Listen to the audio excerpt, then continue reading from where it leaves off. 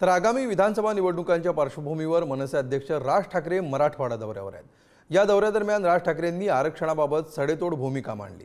महाराष्ट्राला आरक्षणाची गरजच नाही असं विधान राज ठाकरेंनी केल्यामुळे मराठा समाज आक्रमक झाल्याचं पाहायला मिळालं। मात्र आता या वादामध्ये ठाकरेंच्या शिवसेनेने उडी घेतली आहे। बघूया बीडमध्ये नेमकं काय घडलं।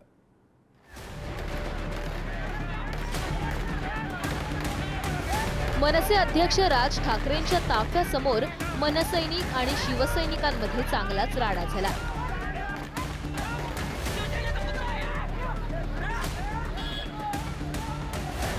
याला कारण ठरलंय आरक्षणाबाबत राज ठाकरेंनी केलेलं विधान।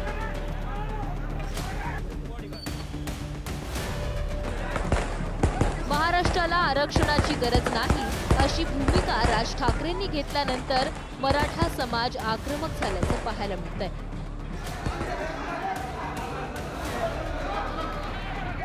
बीडमध्ये राज ठाकरेंचं आगमन होताच ठाकरेंच्या शिवसेनेनं त्यांची गाडी अडवण्याचा प्रयत्न केला।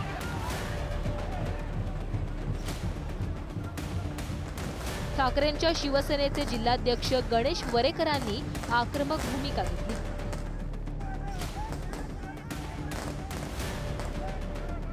मनसे शहराध्यक्ष करण लोंढे आणि शैलेश जाधव या दोघांनी या आंदोलकांना बाजूला करण्याचा प्रयत्न केला।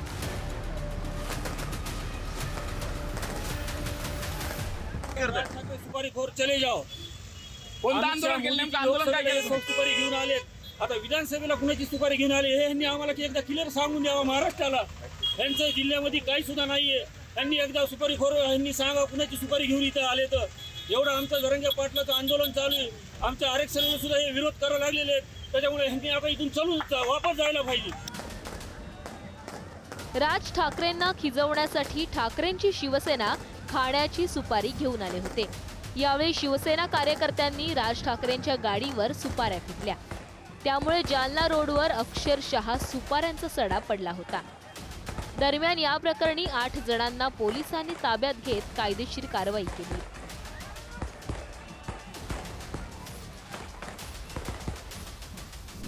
राज ठाकरे यांचा ताफा बीडमध्ये दाखल होता। या ठिकाणी मोठ्या प्रमाणात घोषणाबाजी झाली आहे। उद्धव ठाकरे गटाचे जे पदाधिकारी आहेत त्यांनी या ठिकाणी दाखल होत राज ठाकरे यांच्या गाडीवर सुपारी फेक केली। यानंतर निषेधाच्या घोषणा देखील दिल्या आहेत। या ठिकाणी आपण पाहू शकतो, या ठिकाणी ज्या हॉटेलमध्ये राज ठाकरे थांबले आहेत त्या हॉटेलच्या समोरच हा सगळा प्रकार झाला असून या ठिकाणी आपण पाहू शकतो सुपाऱ्यांचा अक्षरशः हा सडा बीडच्या जालना रोड भागात पडला आहे। या ठिकाणी मोठ्या संख्येने सुपाऱ्या राज ठाकरे यांच्या गाडीवर उधळण्यात आल्या। यानंतर जोरदार घोषणाबाजी देखील करण्यात आली आहे। राज ठाकरेंचा ताफा अडवणाऱ्या ठाकरेंच्या शिवसेनेला मनसेनं जोरदार प्रत्युत्तर दिलंय। उभाठा सुरुवात तुम्ही केलीये, शेवट आम्ही करू असं ट्विट संदीप देशपांडेंनी केलंय।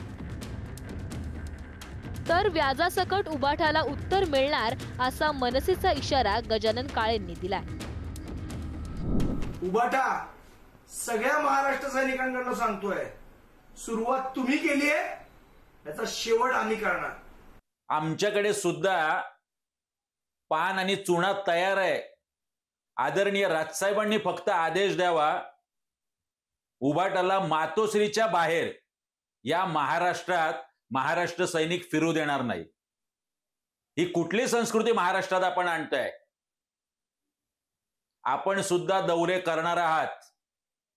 जिनके घर शीशे के होते हैं वो दूसरों के घरों पर पत्थर नहीं मारा करते।